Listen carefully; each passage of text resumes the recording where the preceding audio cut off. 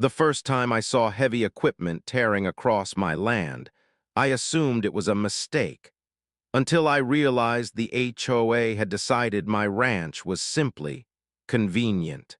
I own a quiet stretch of high desert ranchland just outside a fast-growing community. Wide skies, scrub grass, a seasonal creek, and not much else.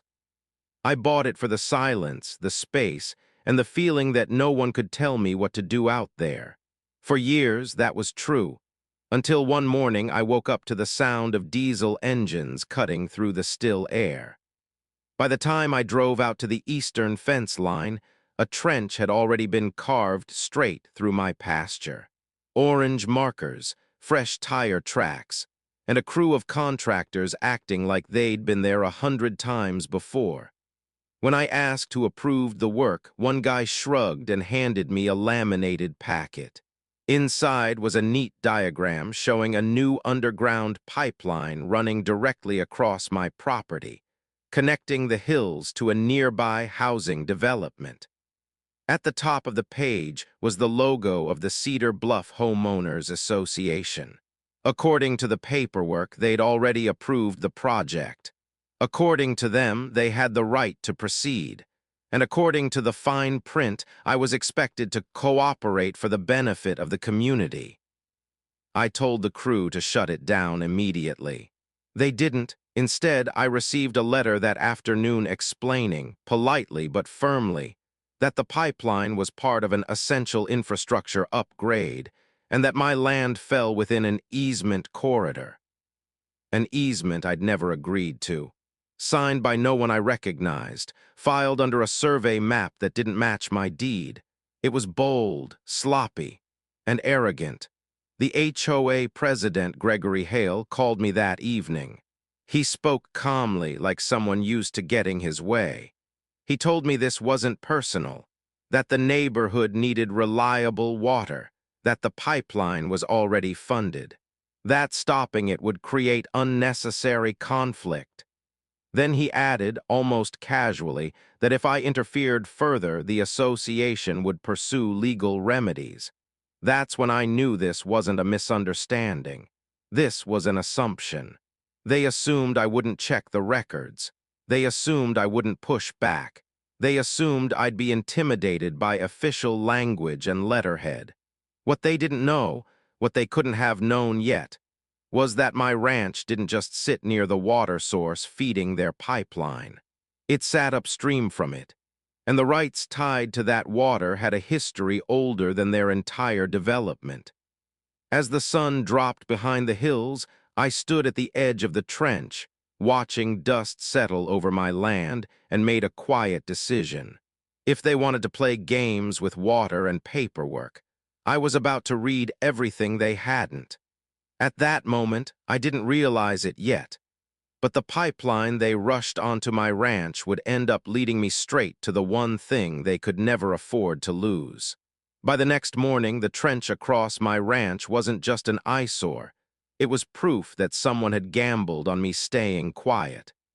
I spent that day doing the one thing Gregory Hale clearly didn't expect, verifying everything. I pulled my original purchase documents, survey maps, and water records from the steel cabinet in my office, spreading them across the table like puzzle pieces. The so-called easement corridor mentioned in their letter didn't exist anywhere in my files. So I drove into town. The county records office sat behind an aging courthouse, the kind of place where the air smells faintly of paper and old arguments. I requested every filing connected to my parcel, every amendment, every water-related record tied to the surrounding land.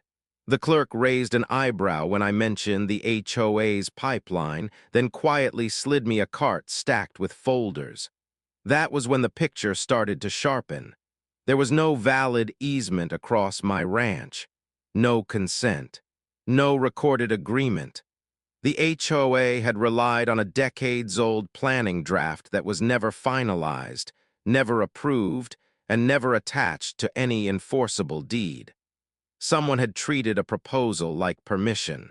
Even more interesting was what I found next. The pipeline wasn't pulling water from municipal infrastructure. It was sourcing directly from a private spring-fed reservoir located uphill, one that fed the seasonal creek cutting through my land before flowing toward the development. The HOA didn't own that source. They didn't lease it. They simply assumed access because no one had ever challenged it. Until now. I met with a local water rights consultant that afternoon. He flipped through my documents slowly, then leaned back and smiled. "You don't just border the source," he said. "You control it. Surface flow diversion rights the works." That's when it clicked. The HOA hadn't built a pipeline through my ranch because it was the best route. They'd built it there because they thought it was the only route they could take without being noticed. That evening, Gregory Hale emailed again, firmer this time. He warned me not to obstruct construction, claimed delays would expose me to liability, attached a timeline showing the pipeline going live within weeks. I didn't reply. Instead, I made a call of my own. The reservoir upstream, quiet, neglected, and largely forgotten, was still privately held by a family trust that had never modernized its records. The consultant confirmed what I suspected. The ownership was fragmented, undervalued, and available. If the HOA believed water access was guaranteed simply because they'd always used it, they were about to learn the difference between habit and ownership. As dusk settled over the ranch, I walked the creek line, listening to water slide over stone, tracing the path that fed their entire development. It didn't feel powerful. It felt patient. And patience, I'd learned, often outlasts pressure.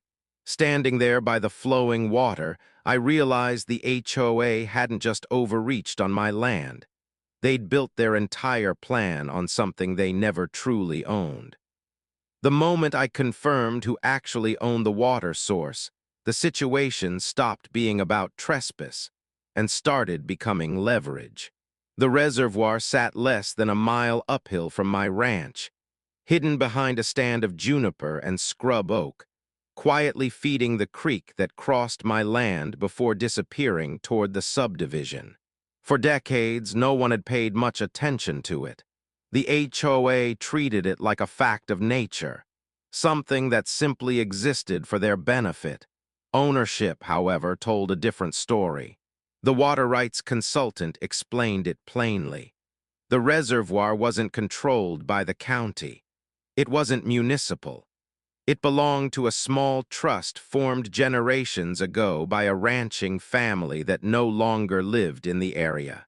The trust paid minimal taxes, filed minimal paperwork, and had never updated its records to reflect modern demand. Which meant one thing: it was vulnerable. Within 2 days, I was sitting across from the trustee in a modest office, maps spread across the desk between us. He looked tired, more relieved than suspicious, when I explained why I was there. Managing the water had become a burden. Maintenance costs were rising. The HOA had been drawing from it without formal agreements, promising future arrangements that never materialized. They'd never planned to pay. The numbers were surprisingly reasonable. The trust wanted out. I wanted control. And unlike the HOA, I came prepared with documents, a timeline, and a clean offer. By the end of the meeting, the water source and every legal right tied to it was in escrow. I didn't celebrate. I didn't tell anyone. I just drove back to the ranch and watched the sun dip low over the hills, the creek glinting faintly as it wound through the grass. Gregory Hale called again that night. This time he wasn't calm. He accused me of stalling construction, claimed contractors were threatening penalties, said the association would pursue immediate action if I didn't cooperate. I listened. Then I told him something simple. "I'm reviewing water access agreements," I said.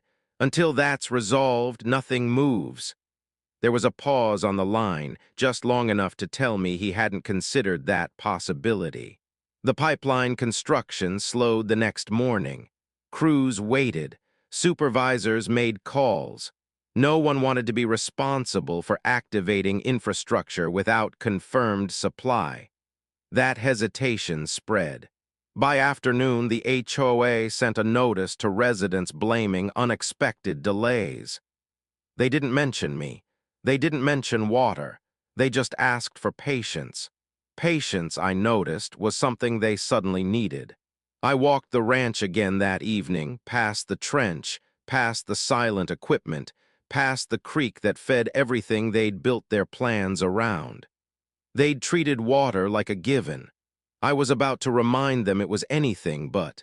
As the escrow deadline approached, I realized the moment the water officially changed hands would be the moment their entire strategy collapsed.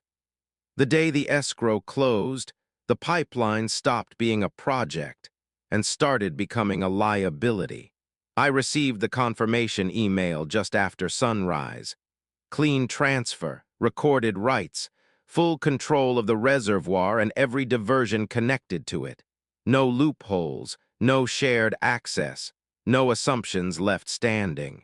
I printed the documents, folded them neatly, and drove uphill to see the source in person. The reservoir looked unchanged, still, quiet, almost unimpressive. But what it represented had shifted overnight. Every drop flowing downhill now did so under authority that no longer belonged to the HOA, the county, or the vague promises they'd relied on for years. By mid-morning, the phone calls started. First from a contractor asking for written confirmation of water availability before proceeding, then from a project manager seeking clarification, then finally from Gregory Hale himself. This time, his tone was different. He asked questions instead of making statements. He wanted to know whether there had been a misunderstanding, whether my actions were temporary, whether we could work something out. I told him the truth. There was no longer an approved water source feeding their pipeline.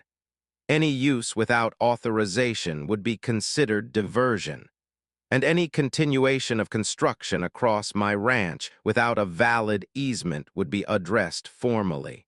He didn't argue, he didn't threaten. He just went quiet. By afternoon, HOA notices went out to residents explaining that the pipeline activation had been postponed indefinitely due to unresolved supply verification. The language was careful, non-accusatory, designed to avoid panic. It didn't work. Residents started asking questions. Why now? Why after months of planning? Why hadn't this been verified earlier? That evening, I met again with the consultant, who helped me draft a simple but firm statement. Water access was no longer open-ended. Any future agreements would require written terms, usage limits, and compensation. No exceptions. Construction equipment remained idle the next day. The trench sat untouched. Tape fluttered in the wind where progress had once been rushed. Gregory Hale emailed again, this time asking for a meeting, not a call, not a warning. A meeting, that alone told me everything. The HOA had built its authority on the assumption that no one upstream would ever challenge them. They'd planned infrastructure before securing rights. They'd pressured landowners instead of verifying ownership. And now, every step they'd skipped was catching up at once. As the sun set over the ranch, the creek continued its quiet path downhill, unchanged by contracts, committees, or convenience. But the power attached to it had finally shifted. When Gregory asked to sit down and talk terms, I knew the conversation they feared most was the one they could no longer avoid. When Gregory asked for a meeting, it wasn't to negotiate strength. It was to measure how much they were about to lose. We met in a neutral place, not the HOA office and not my ranch. A small conference room rented by the hour, bare walls, no logos, no audience. Just a table, a pitcher of water, and a stack of documents Gregory brought with him like armor. He arrived early. That alone was new. Gregory didn't start with threats this time. He started with concern. He talked about residents, about lawns turning brown, about pressure from homeowners who'd been promised stability. He framed the pipeline as a necessity, not an overreach. I let him talk. When he finally paused, I slid my documents across the table, recorded water rights, transfer confirmation, survey overlays showing the pipeline's path cutting across my land without a valid easement. Clear, clean, boring in the way that makes lawyers nervous. This isn't personal, he said carefully, but the community can't function without access to that water. That may be true, I replied, but it doesn't create a right where one doesn't exist. He asked what I wanted. That question mattered more than anything he'd said so far. I explained it plainly. Any future water use would require a formal agreement. Usage caps, maintenance responsibility, compensation tied to volume, not convenience. And before anything else, the unauthorized trench across my ranch would need to be restored at their expense. Gregory leaned back. He didn't argue the terms. He questioned the timeline. I told him there wasn't one. That unsettled him. HOAs thrive on schedules, on predictable votes, on the belief that delays pressure individuals into compliance. An open-ended situation, one they couldn't rush, was the last thing they wanted. He asked if shutting off access was my intention. I'm protecting what I own, I said. What happens beyond that depends on your next steps. The meeting ended without an agreement, but it ended with understanding. That afternoon, the HOA sent out another notice. This one acknowledged unforeseen legal complications. Residents were advised to conserve water until further notice. Landscaping schedules were adjusted. Pool fills postponed. Panic didn't break out, but trust did. Homeowners began asking why water rights hadn't been secured before construction, why legal review happened after equipment arrived, why an individual ranch owner now held leverage over the entire development. Gregory emailed that night asking to reconvene. I didn't respond immediately. I walked the ranch instead, past the idle machinery and the unfinished trench, listening to the creek move steadily through land it had crossed long before the HOA existed. They'd built fast. I'd moved quietly. And now momentum had shifted. As pressure from residents began to mount, it became clear the HOA wasn't just negotiating with me anymore. They were negotiating with their own mistakes. The first crack didn't come from lawyers or letters. It came from the homeowners who realized the HOA's confidence had been built on a shortcut. Within days, the tone of the neighborhood changed. Not loudly, not dramatically, subtly. Water restrictions, once framed as temporary, started feeling personal. Garden timers were shut off. Pools sat half-filled. Notices posted on community boards were read twice instead of once, and questions started circulating. I heard about them indirectly at first. A contractor mentioned a resident asking why the pipeline wasn't operational yet.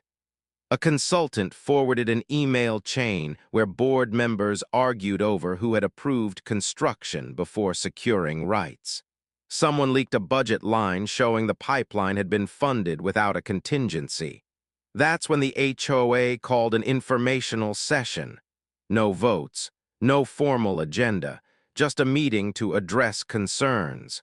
I didn't attend. I didn't need to. A neighbor I'd known for years went and called me afterward. He sounded stunned, not angry, not confused, just disappointed. The board had explained the situation carefully, using a lot of words to say very little. They avoided naming me, avoided naming the water source, avoided explaining why none of this had been verified earlier. Someone asked whether the HOA owned the water. The room went quiet. Another person asked why the pipeline crossed private land without an easement. Silence again. By the end of the meeting, nothing had been resolved, but something important had shifted. The board no longer controlled the narrative. Residents began comparing notes. Emails circulated, old approvals were pulled, timelines were scrutinized, and the pressure turned inward. Gregory Hale reached out again, this time not to me, but to the consultant who'd helped verify my rights. He wanted opinions, interpretations, potential pathways. The consultant told him the same thing he'd told me. Ownership isn't flexible and access isn't implied. Meanwhile, the county sent its own inquiry. Not an accusation, just a request for clarification after receiving multiple complaints about an unpermitted trench and inactive infrastructure. The HOA's urgency spiked. I received a draft proposal that afternoon. Softer language, shorter term, higher compensation, restoration commitments written in bold. They were learning. But learning late comes at a cost. I reviewed the proposal carefully, noting what they included and what they still avoided. There was no acknowledgement of the initial overreach. No admission of error. Just a quiet attempt to move forward as if the process had been orderly all along. It hadn't. That evening, I stood by the creek again, watching water slip past stones polished smooth by time. It didn't rush, it didn't pause. It just moved, on its terms. And so would I as the HOA scrambled to contain the fallout. I realized the real decision wasn't whether to accept their offer. It was whether they'd earned the chance to make one. The moment the HOA sent a revised offer, I knew they were no longer trying to win, they were trying to survive. The proposal arrived quietly without fanfare or follow-up calls. No bold claims, no confident deadlines. Just a carefully worded document that felt like it had passed through too many hands, each one sanding down the authority the board once wielded so easily. It was better than the first version. Significantly better. Higher compensation. Clear usage limits. Maintenance responsibilities spelled out in detail. A commitment to restore my land once the pipeline issue was resolved. On paper, it looked reasonable, almost fair. Almost. What stood out wasn't what they added. It was what they still refused to say. There was no acknowledgement that construction had begun without permission. No recognition that the pipeline crossed my ranch illegally. No admission that they'd relied on assumptions instead of ownership. The document treated the entire situation like an unfortunate delay, not a preventable mistake. That mattered, because mistakes can be corrected, but assumptions repeated tend to resurface. While I reviewed the proposal, the HOA's internal problems grew louder. A board member resigned for personal reasons. A special meeting was scheduled, then quietly postponed. Budget updates were delayed. Residents began requesting access to records that had never been questioned before. Control was slipping, and everyone could feel it. Gregory Hale called again. This time his voice carried something unfamiliar. Caution. He asked whether the revised offer was heading in the right direction. He wanted to know if small adjustments could get us across the finish line. I told him the truth. This isn't about fine-tuning terms, I said. It's about trust. And that doesn't come from pretending this started clean. He didn't respond right away. A few days later, a notice went out to residents announcing a special review of past board decisions related to infrastructure spending. The language was vague, but the implication wasn't. Several someones, had started asking the kinds of questions that don't stop once they're asked. The pipeline remained idle. The trench stayed open. The water continued flowing downstream, untouched and unclaimed. I received messages from neighbors I'd never spoken to before. Not angry, curious, cautious. Grateful that someone had slowed things down long enough for the truth to surface. I hadn't set out to make a point. I'd set out to protect what was mine. But sometimes, doing that exposes more than just a bad decision. It exposes a system built on shortcuts. As the board turned inward and residents demanded answers, it became clear the HOA's biggest problem was no longer the water. It was what they'd done before anyone thought to check. The special review meeting wasn't announced loudly, but everyone knew it was happening, and that alone changed the balance of power. The HOA scheduled it midweek, early evening, hoping to limit attendance. They called it a procedural review, not a hearing, not an investigation, just a chance to clarify past decisions. But when people start clarifying, they usually uncover more than they intend to. The room filled anyway. Residents came with folders, printouts, screenshots of old emails. Conversations were quieter than usual, but sharper. This wasn't frustration anymore, it was scrutiny. Gregory Hale sat at the front with two other board members, their posture careful, controlled. The pipeline wasn't mentioned at first. Neither was my name. They started with budgets, timelines, vendor contracts. Then someone asked when the water source had been formally secured. Gregory hesitated. Another resident followed up, asking whether the board had legal confirmation before approving construction across private land. That pause was longer. What unraveled next wasn't explosive, it was incremental. Approval dates that didn't line up. Legal reviews that were pending but never completed. A planning document mistakenly treated as authorization. Each explanation sounded reasonable on its own. Together, they formed a pattern no one could ignore. A homeowner stood and asked the question everyone was thinking. Why are we finding this out now? No one answered directly.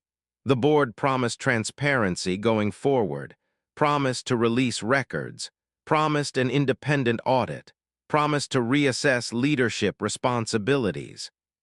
Those words carry weight, especially when they're spoken in front of an audience that stopped taking them at face value. By the end of the meeting, nothing had been resolved officially, but the room felt different. Conversations continued in the parking lot.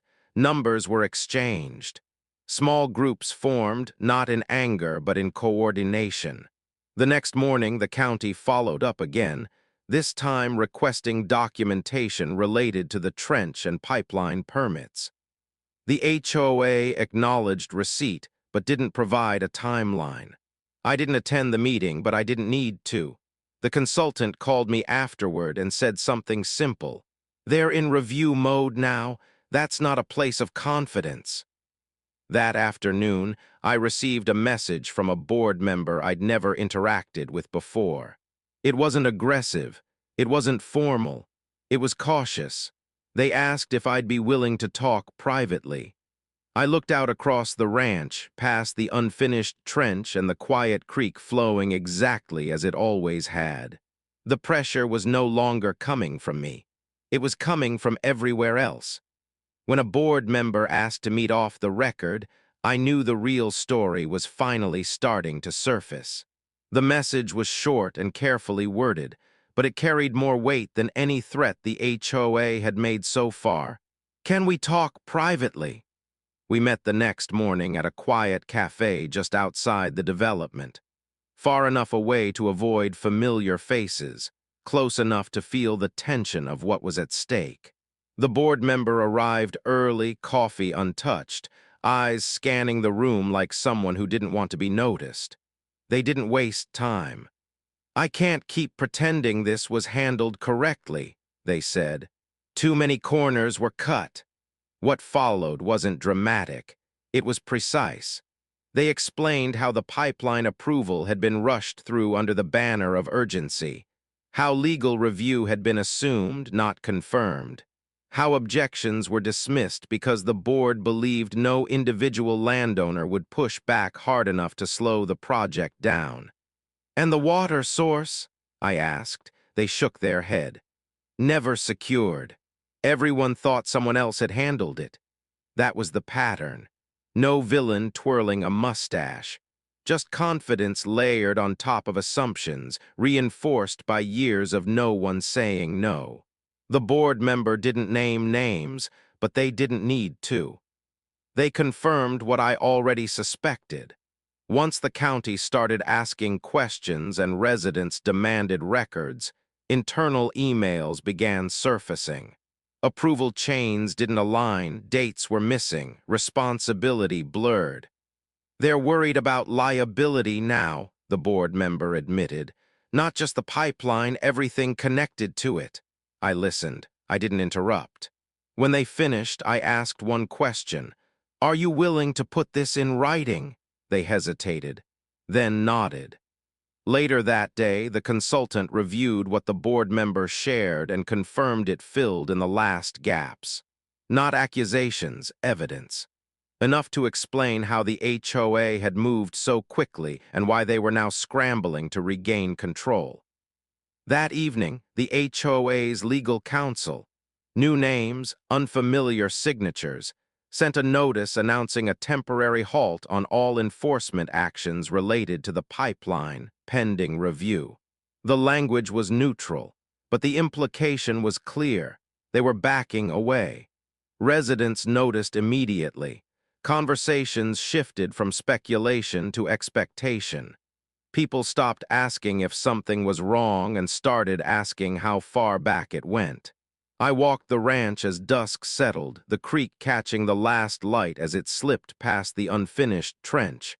Nothing about the land had changed, but the atmosphere had. The HOA wasn't negotiating terms anymore. They were bracing for outcomes. As internal reviews turned into formal pauses, it became clear the next decision wouldn't be made in a boardroom. It would be decided by what the records revealed next. The final outcome didn't arrive with an argument or a headline. It arrived quietly, wrapped in paperwork and confirmed by silence. A week after the enforcement pause, the HOA issued a formal notice to residents. The language was careful, almost restrained. Construction on the pipeline was officially suspended. An independent review had been authorized. Financial records tied to the project would be released. And until that process concluded, no further action would be taken on water access or land use tied to my ranch. No blame, no names, just acknowledgement. Behind the scenes, the shift was even clearer. Gregory Hale stepped down from his position, pending review. Two other board members followed shortly after. An interim committee was appointed to oversee daily operations, while auditors and legal advisors combed through months of decisions that had never been questioned before. The pipeline trench was filled in and restored at the HOA's expense, quietly, efficiently, without commentary. The equipment disappeared as if it had never been there. Grass seed was laid, fences repaired. The ranch returned to silence. Residents noticed. Conversations along the fence line changed tone. Where there had once been tension, there was now curiosity and relief. People asked how the situation had unfolded, how assumptions had gone unchecked, how close the community had come to committing itself to a project built on rights it never secured. I didn't gloat. I didn't lecture. I just told the truth. I hadn't set out to challenge the HOA. I hadn't planned to expose internal failures or derail an entire infrastructure project. I'd simply refused to accept paperwork that didn't match reality, and that had been enough. The water continued to flow, untouched and unclaimed. The reservoir remained quiet. Any future use would now require clear agreements, clear limits, and clear accountability. Not because of pressure, but because the shortcut had finally been closed. Standing by the creek one last time, I watched the water move downstream exactly as it always had. Patient, indifferent, unimpressed by authority or urgency, the HOA had overreached. Not because they were powerful, but because they assumed no one would notice. They were wrong. Sometimes the strongest leverage isn't confrontation. It's knowing exactly what you own and refusing to let anyone pretend otherwise. Thanks for watching. If you found this story interesting or relatable, please subscribe to the channel, like the video, and comment your thoughts below. I'd love to hear what you think or if you've experienced something similar. Your support really helps, and I appreciate you being here.